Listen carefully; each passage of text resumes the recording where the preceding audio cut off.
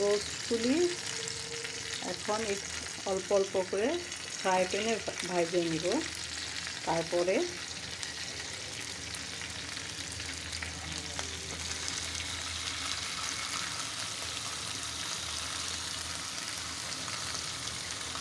এখন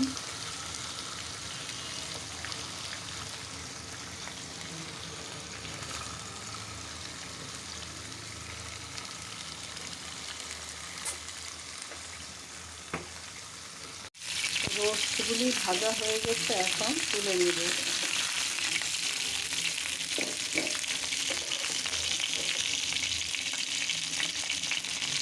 একটু ভালো করে ভাজলে রোস্টটা খাইতে ভালো লাগে, আর ফ্লেভারটাও খুব সুন্দর আছে, লাল লাল করে ভাজলে।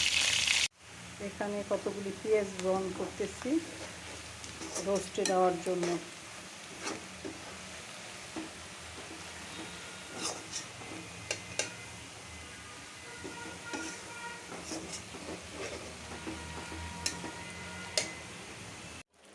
এটা রোস্ট রান্না করতেছি, রোস্টে সব মশলা দেওয়া হয়েছে। রোস্টে কী কী মশলা দেয় আপনারা সবাই জানেন।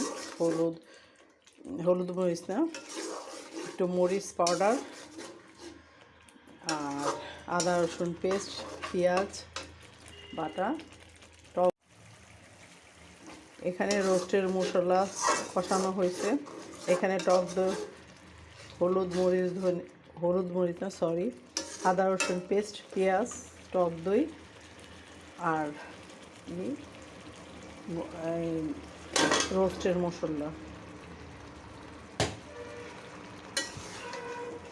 রোস্টগুলো আগে ভেজে রাখছিলাম, এখন একটু কষাবো, তারপর ঝোলের পানি দিয়ে দেব।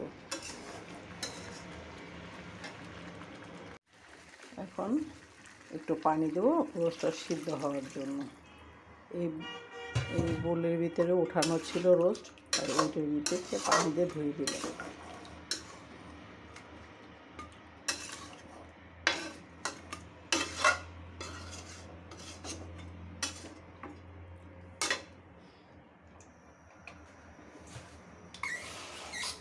একটু পানি লাগবে।